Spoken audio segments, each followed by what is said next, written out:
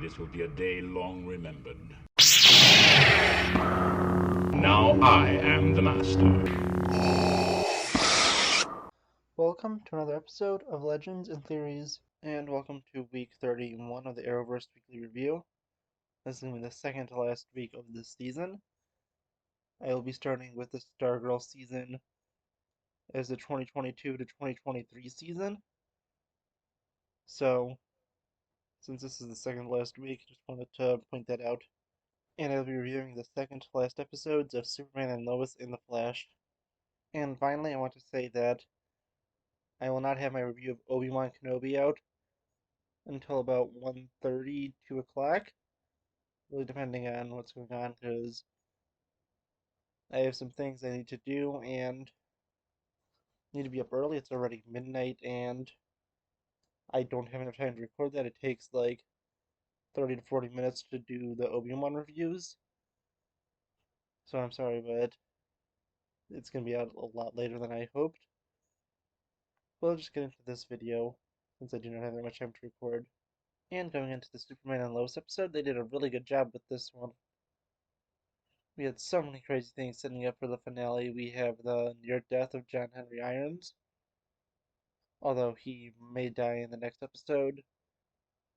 He's basically in a near-death state right now since we don't know if he's dead or not yet. Although he may be dead and they haven't fully confirmed it. So I'm just going to say near-death for now. We also have some interesting stuff with the fact that Superman has lost his powers. He will be getting them back eventually, but in the universe it could take days, weeks, months, or even years. And it'll be interesting to see how he'll regain the powers in the next episode, because before his mother's hologram cut away, she was saying there was one way, but with the worlds merging, basically anything with the signal is getting weird as everything else is starting to merge. And this is getting really crazy. I think it's really interesting to see this.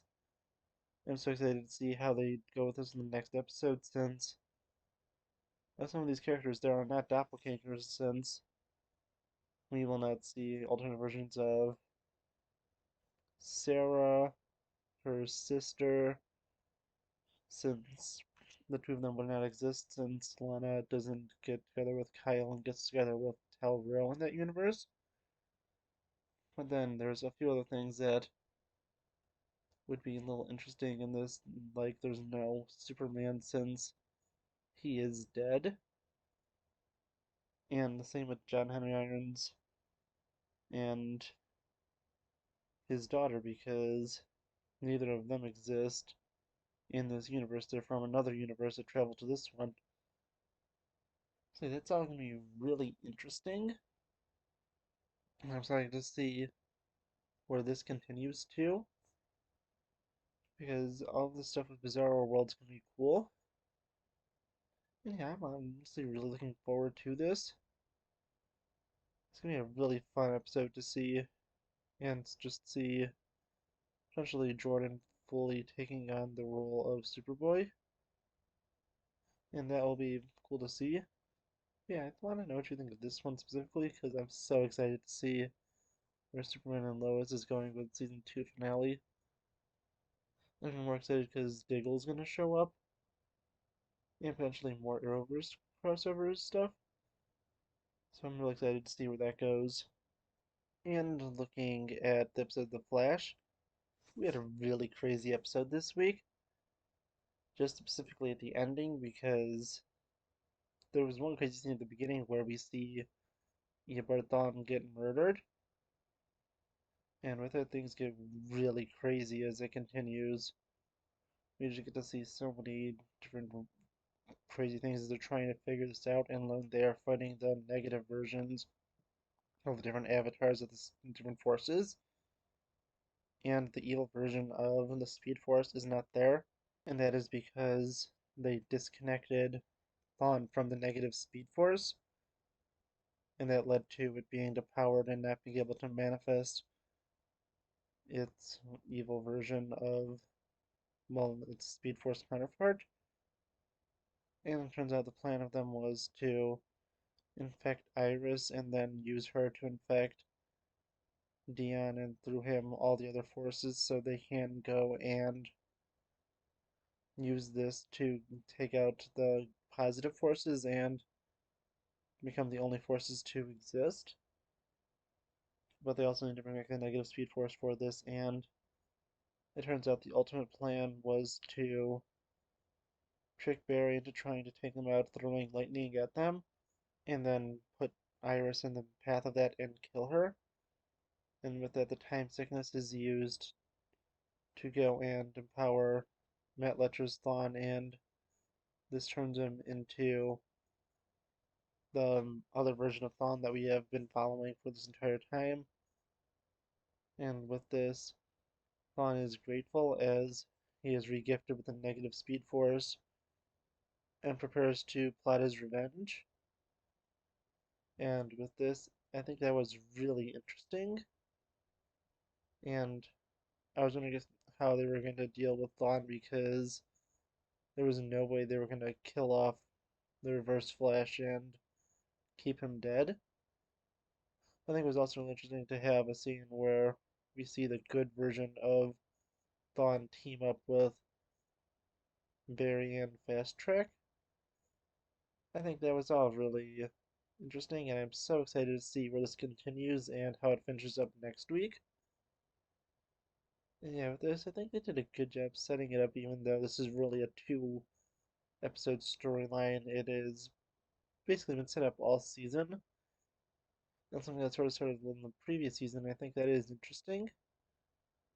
And yeah, honestly, I want to see where this goes. Because so far I have really been enjoying this. But I want to know what you think.